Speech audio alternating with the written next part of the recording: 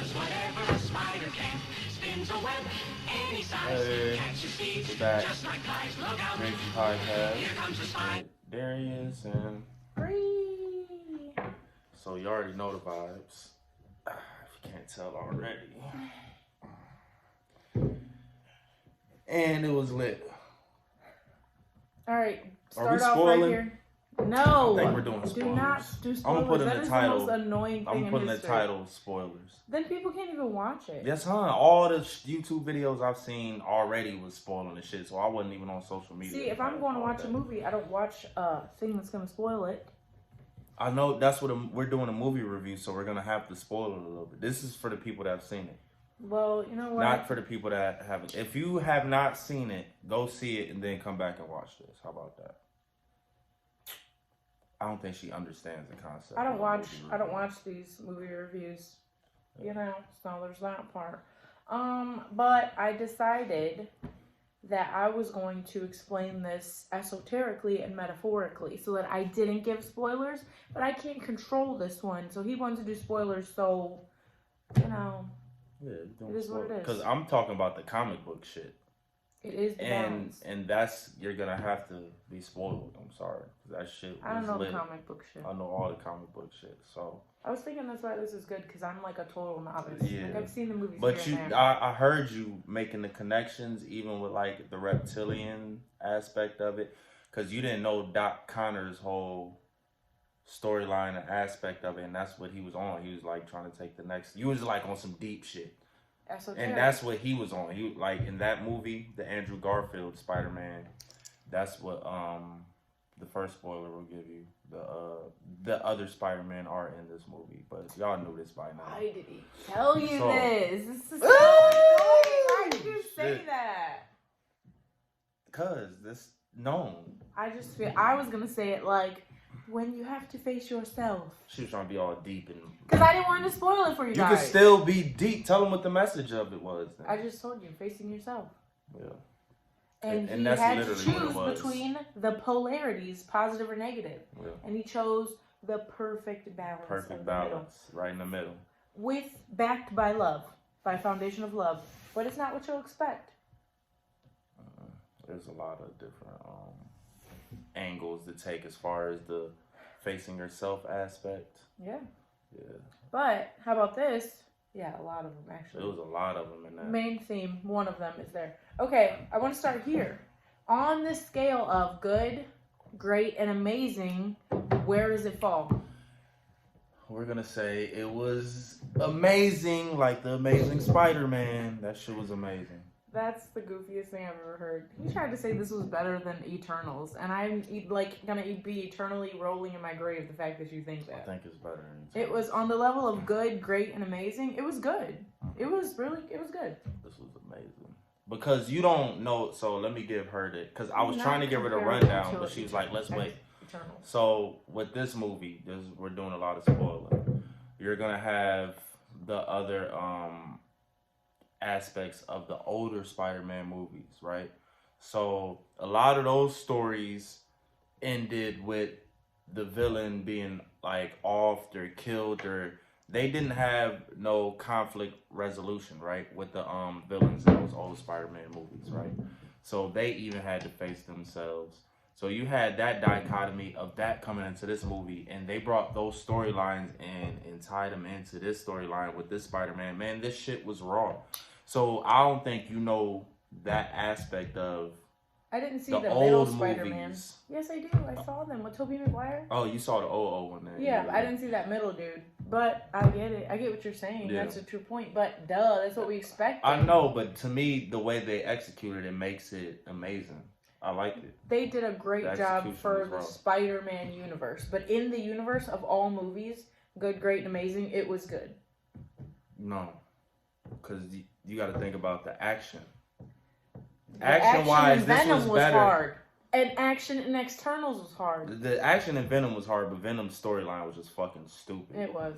But The action in Externals, we talked Eternals about was that. raw. The action was raw. Why Don't get me keep saying wrong. Externals or Eternals? Externals, but the Eternal. say All right, so I'm geeking out on the Spider-Man shit, right? So this nigga had all the suits That was all hard. the suits. He had all the Iron Spider suits, the Black Oh, okay. Noir suit. He had and even at the end, which is super spoiling it, he went back to the traditional, old fashioned Aunt May sewing his suits type deal, but he's sewing them now. See, I didn't notice those parts because I was thinking that you were talking about the fact that he had a suit made by Tony Stark. So I was like, yeah, he had the different suits, and that was super cool. If that's what you're saying. No, I was. He had the retro. He had the retro, but like the nigga had all the suits. Like, and even bringing in the old Spider-Man, they had their old suits. And in the world of Geekiverse, it would be amazing. Yeah, now see, I give you that. Good point. I'm a geek, so I measured it on the scale of how many times it made me geek and nerd out. For instance, the first scene, like the first after the whole they find out Spider-Man, that shit. She didn't know what was going on. I was like, oh, this is the greatest movie of all time.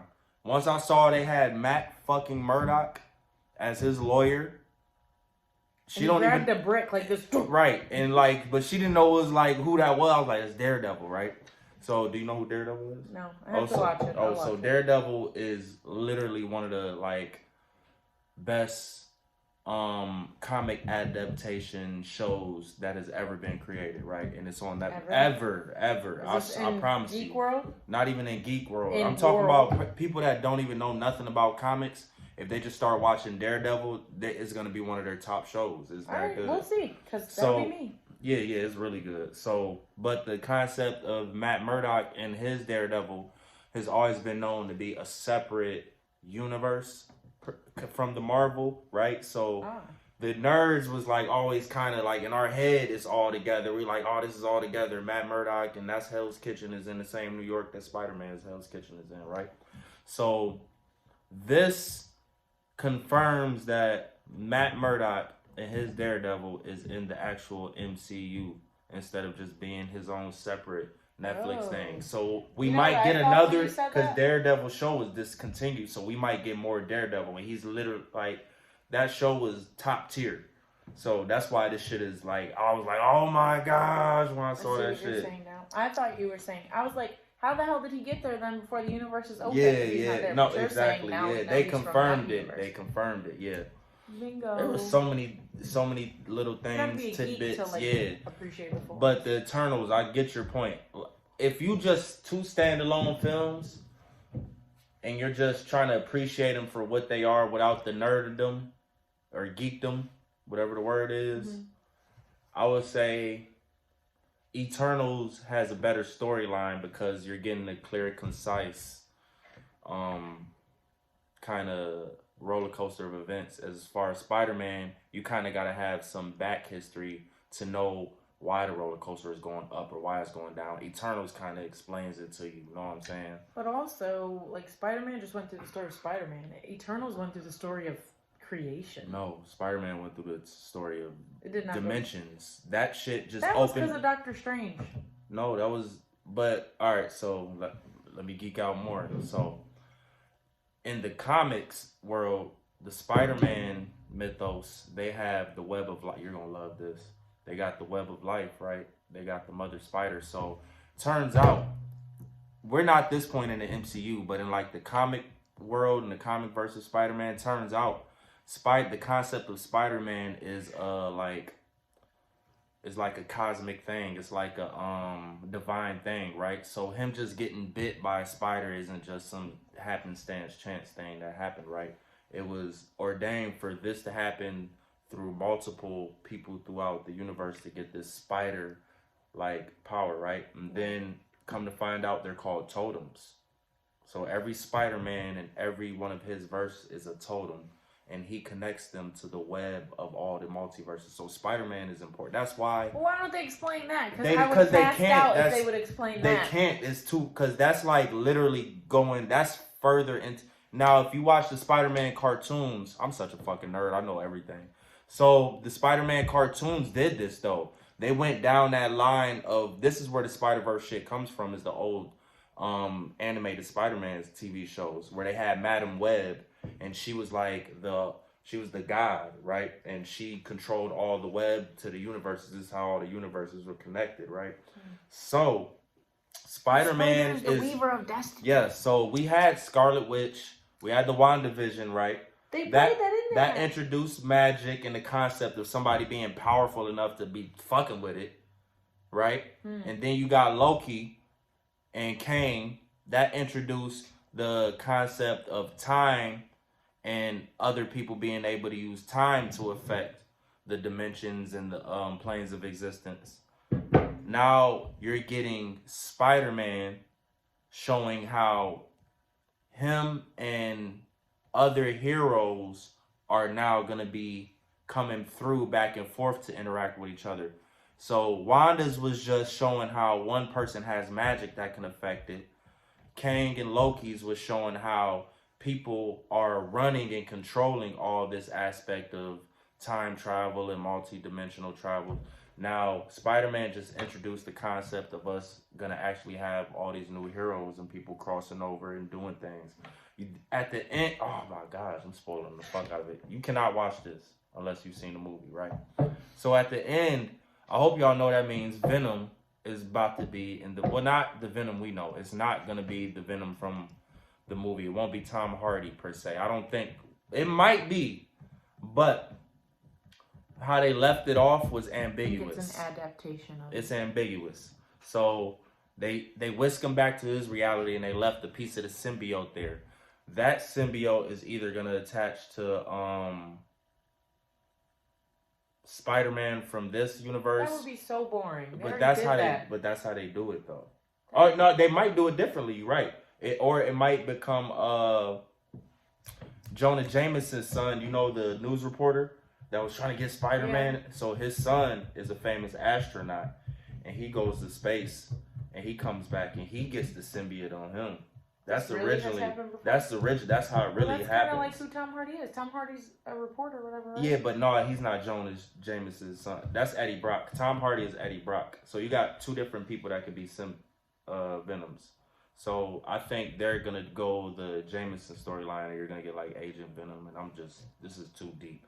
Let's get back to the movie though, because I'm going into comic lore. Okay, wait. Can I explain the esoterics? Yeah. Sorry, y'all. I was nerding out. Get with the deep shit, because there's a lot of deep shit in there. I feel like that's geeking and I'm the nerd, right? Mm-hmm. That's the titles here. But, so Spider to me anyway represents like the Weaver of Destiny. Like that's how they create their spider. Oh my God. Time out. That's literally what it is. I couldn't think of the word. Why you just that's what the comic, like with Madam Web, is like the Weaver of Destiny. Like that's, all right, go ahead. Okay. So, like when I practice my speaking with a spider, I pray about destiny, right? Oh, I feel like we should cut that part out. What? I don't know. Maybe we won't. We'll see. So anyways, I was like, well, are they going to show that? Because that would have been way better if they showed that they're Weavers of Destiny. But they literally showed that because his issue was that he did not want that fate for people. So instead of, like, Doctor Strange was like, free will, you have to let people die. You have to let this happen. And funny that that's a theme from Eternals to this as well. What are they trying to tell us? Some people have to die in the process. But Spider-Man was like, no, we can do it better. And then I was like, why is he fucking with free will? Like, you have to let free will go. And then you were like, no, because he's like super strong and he's good and all this stuff. And in the end, spoiling. In the end, he was able to do what he wanted to. And, sorry, maybe that's different because I was thinking about what he said about gods don't have to choose. What did he say? Talking about Norman Osborn. Gods, what do you say? Gods don't have to choose. Gods just take. Yep, or something like that. Right. So, I mean, Spider-Man literally took the freaking like Destiny box or whatever.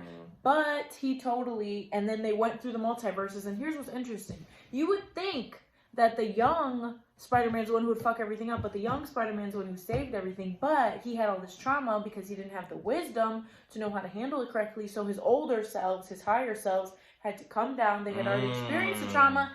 And think about the trauma they had of like losing this person, or losing themselves. So then he had to face himself, and they came down and like helped him face himself. So this was better than Eternals to you? Not at all. This shit was so raw. If this is that deep, just know Eternals was 17 times deeper. Eternals was deep as fuck. But Spider-Man was surprisingly deep. Like, this shit was crazy. But you don't get that on Front Street. Like, you have to, like, let's think about this. Because it's two different type of movies, right? So Eternals is literally that. They wanted it to be that's why you get Angelina Jolie. You cast them type of people. Spider-Man was a fucking kids movie. Well, yeah, it has Zendaya and... Yeah, so it was like they didn't want a Web Weaver of Destiny, but you saw through that. You saw exactly that's what that shit was. Bro. I didn't at first until you explained the old comic book. That's what I'm saying. Like, you could miss shit. In Eternals, I don't feel like you could miss shit. Well, some people said they did. Yeah. But that's because y'all don't understand esoteric. Right. And just like I don't understand the geekdom because I don't watch those. And that's what the balance comes in when the directors is making these movies. But you understand the esoteric part of No, I know, but I'm saying like, so you got to play to the geeks though. So when you're directing these movies, I'm seeing what they're doing now. They're like, all right, Eternals, we got to be more esoteric and do that. Spider-Man, we got to play to the geeks because you do. If I would have been mad if they made that Spider-Man shit deep. Okay. I would have been pissed off if I didn't see all them suits. If this nigga ain't fight Dr. Ock in this Iron Spider suit, like, they gave me everything I wanted. So, fuck all that deep shit. I don't have a complaint about it. It was good. No, I'm saying, and like you said, my type of movie is ridiculously deep in all the depths, but yours is, it doesn't have to be that. If so it's they a have certain to type cater of different movie, movies to different people. Exactly. But one part that I distinctly remember was, I know you hate romance movies, whatever, but there was this kissing scene, and I was literally like, that looks like God behind them. Like, it was so beautiful. It was great. Yeah. And well, whatever. We're not going to gossip on this show, because fuck all that. You know what we're drinking now? So in our coffee cups, I just like cute mugs, but we drink all type of weird stuff in here. So today we have a probiotic drink, and I can't remember what's in it, like pomegranates and whatever. It tastes super healthy. But you got a whole bunch of probiotics, so this is how I start my day sometimes. Probiotics are good for your immune system because your immune system's really in your gut. We might crack the code soon on health. Oh, yeah. Just throw that there. Okay, can we talk about the Age of Aquarius, though? Because I kept seeing Age of Aquarius in here. Let's go. We can talk about it. The old universe was ending, and the new one was beginning. And then Doctor Strange is going to have to face himself, too. And can we talk about Morbius for a second? Yeah. We'll get to Morbius. But, like, that's a good point about the old universe. Because these niggas is so smart. Because how they're writing Spider-Man is because they're doing Spider-Man because he's with Sony, right? He's not owned by Marvel all the way, per se. So they're working with Sony. So it's contract to contract with Spider-Man. They don't know if he's going to be in the next movie or if he's even going to be in the Marvel universe. That's why that spell was kind of made, too, to make everybody forget this nigga. So it would, you wouldn't question him if he ain't going to be in any new movies coming here on out. Well, he has to be because he has to find his girl. What do you mean he has to find? They ended it perfectly. He went to the barista and he found her. Yeah. But, okay, so I was actually reading about this today, articles about it, and he was saying, he's not sure if he wants to do movies anymore, or he wants to, start a family and stuff. And then they were talking about, the lady who created this or whatever was like, nah, we got, 3 other movies. So, and he was like, well, I guess if they ask me back, then I'll come back. So she's like, you ain't off the hook, bro. We got more movies. Because we need Spider-Man versus Venom. We need that. We already had that. No, we didn't. What are you talking about? Spider-Man never fought Venom in no movie? No. There was a movie with a black Spider-Man. That's not Venom. That was the symbiote. What is Venom made of? Venom is when he takes over Eddie Brock or he takes over somebody's body and he has adventures and shit. That movie has never been done. It has, the old one. Right. Yeah, but it wasn't it wasn't him. He was part of Spider-Man movie. He didn't have his own adventures and character development. It was just the fucking symbiote getting thrown on a nigga and made him crazy. We need a real Venom who done had battle experience, done got a conscious a little bit, and has his own motives. No, I'm saying we need his own motives and then have a real good movie, not just Venom thrown in a Spider-Man movie. Because Venom is too good of a character for that. As you can see, because he has his own franchise now. You know what? I underestimate. I'd be like, well, that's so predictable. But every time I go watch one of these movies, they're not predictable and they're raw. Although I did guess a few things right before they happened while we were watching the movie. Green Goblin is... So, when it comes to fucking villains, let's rank them real quick. Who might be my favorite villains? So... I was about the Age of Aquarius, they asked. Who's up there? Of course, Joker, Heath Ledger. He up there. Bane was really good for Batman. Thanos. Who were the aliens they were talking about that they fought in space? Kang from Loki was raw, huh? Yes, he was. He was raw as fuck. But I'm talking about performances, actor performances. Because Bane killed it to me in that Batman. And Heath, of course, he killed it in Joker. But William fucking Dafoe as Green Goblin. This nigga was like scaring me, kind of how this nigga was acting. Amazing, and like he has his not personality and like y'all know the dichotomy of Norman Osborn with the personality disorder.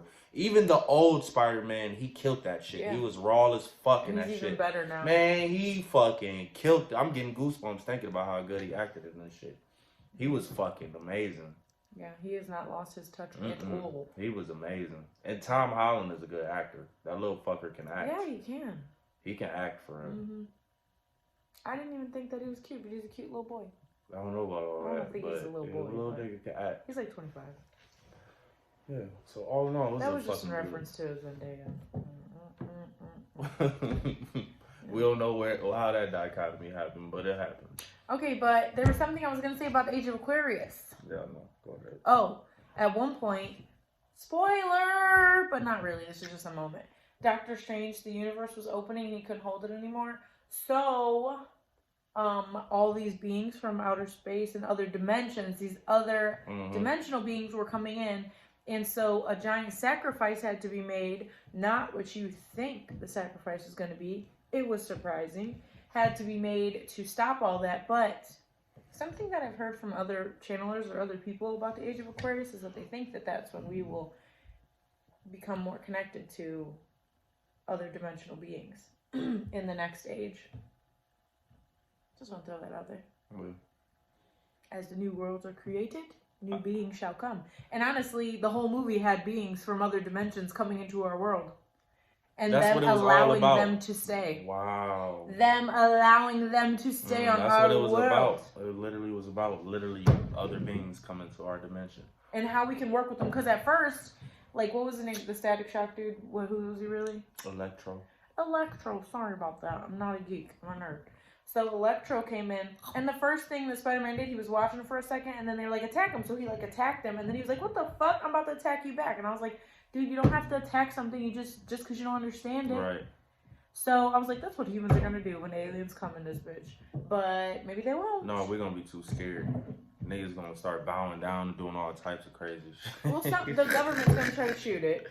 No, I don't even think the government going, because the government So this is what the Age of Aquarius to me. This is my opinion.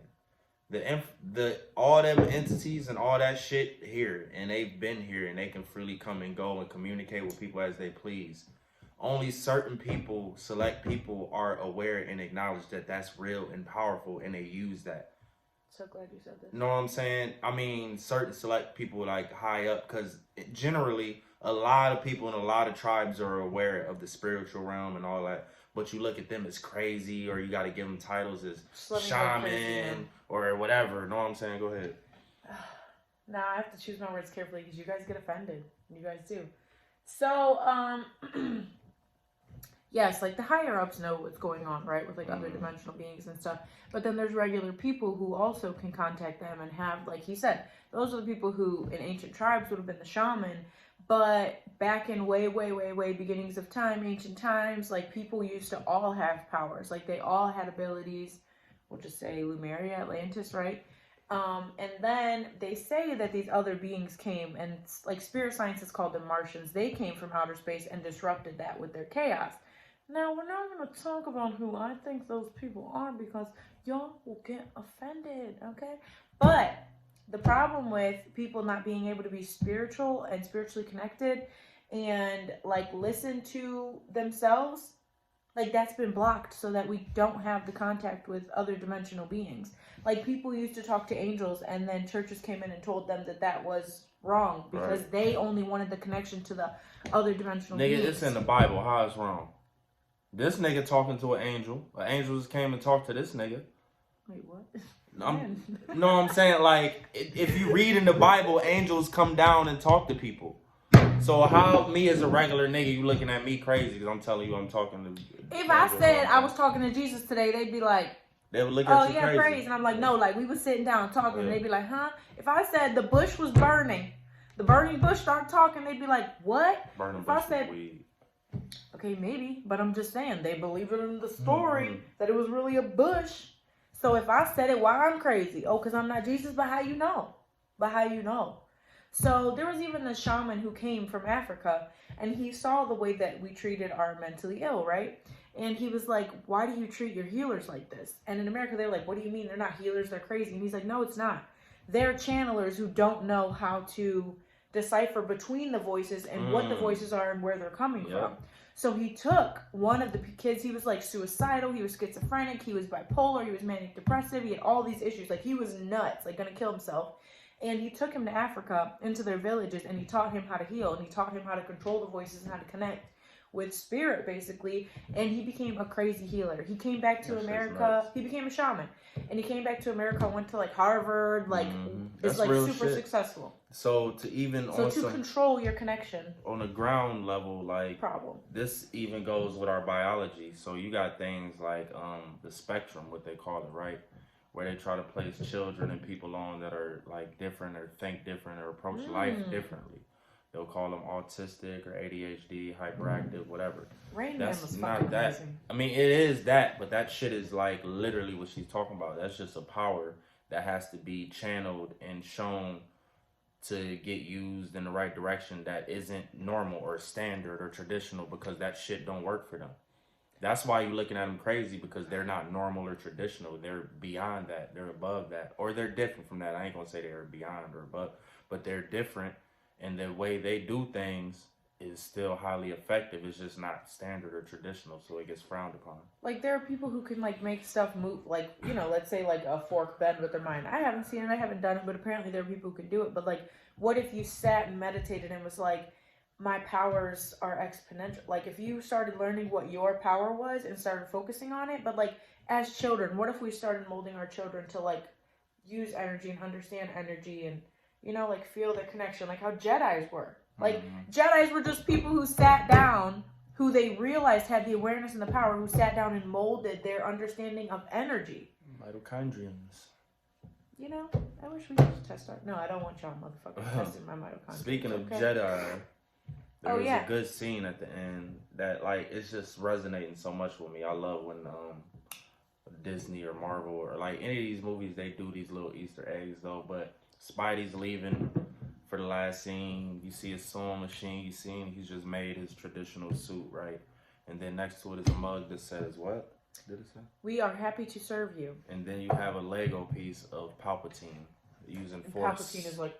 using force lightning. But they showed that cup clearly and distinctly, that quote, twice. And they showed him setting the Lego piece down and showed that Palpatine piece twice, because earlier like somebody mentioned it, like, oh, something about your Lego boy. Is that your Lego? Yeah, are these your Legos? Yeah. So they wanted you to pay attention to that part, but everything is subliminal too. So I don't know what you think it was, but I feel like they want they want us to think like, yeah, we will serve it. You know what I'm saying? Because shit goes subliminal in your mind. And they did it so clearly to where you would literally look at it for an instant, read the whole thing, and then go back to watching Spider-Man, not even noticing that Palpatine is sitting here too, like, I'm in control. Yeah. And Palpatine was like, he was a politician, he was like a direct Palpatine literally is the symbol for control.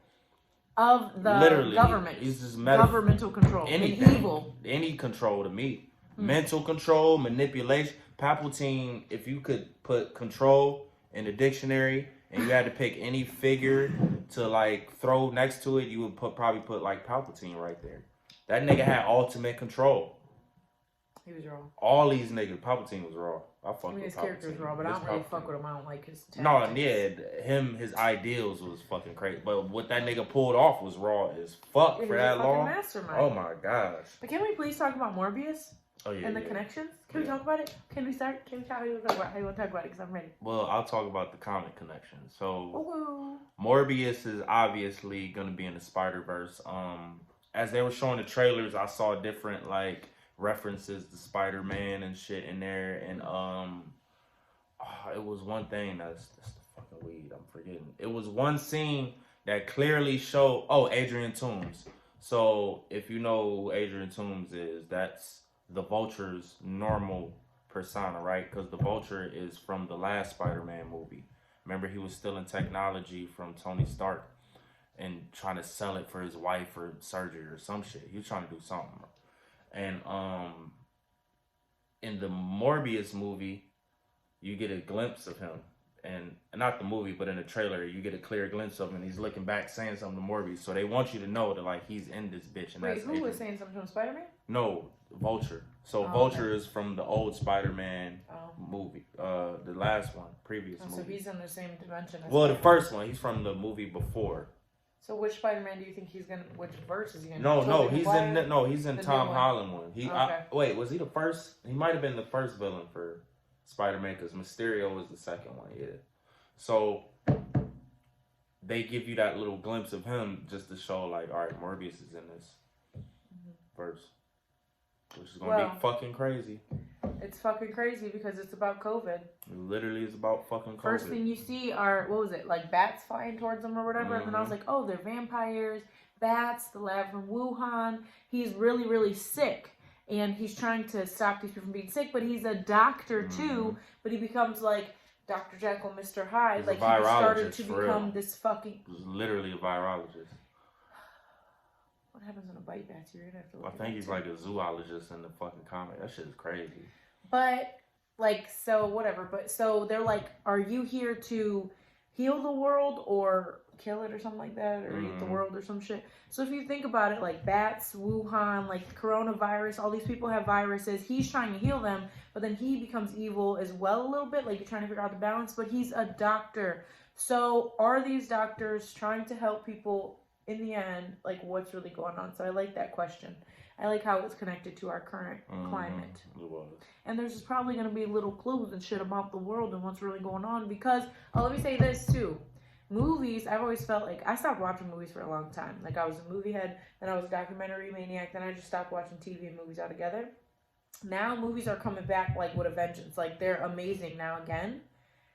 So, I don't know where I was going with that. But music There's is a message. picking up. Yeah, so I used to say that movies were like pure messages. Like Matrix, watch it like it's literal. Like, don't watch it like a fake movie. Like, literally watch it like it's really what life actually is. And I feel like movies are about to start giving us clues about life again. And they're about to get really fucking good. So brace yourselves, Holmes. Movies are big on messages. Maybe they had enough time to go back and... Because Get the all in all, to excellent. recap this Spider-Man movie, like, Spider-Man is big on that's why it's probably one of my favorite heroes is Spider-Man, because he is all about responsibility, having power. It's not just throwing them hands, saving a day. Like, it gets really deep with Spider-Man, and he's a street level fucking superhero. He's not Superman flying through outer space and doing all this extra shit. He really is the friendly neighborhood Spider-Man.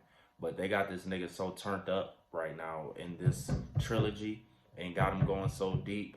You getting a lot of fucking messages and shit in this. And even the old Spider-Mans, they referenced this like that. Because they was talking about who they craziest villain they fought. And these niggas saying some regular shit. This nigga was like, yeah, I was out in space fighting an alien who killed half the population. Know what I'm saying? They looking at him like, damn, what the fuck? I just fought a nigga in a rhino suit. Know what I'm saying? So... it's levels, and this Spider-Man, it went there.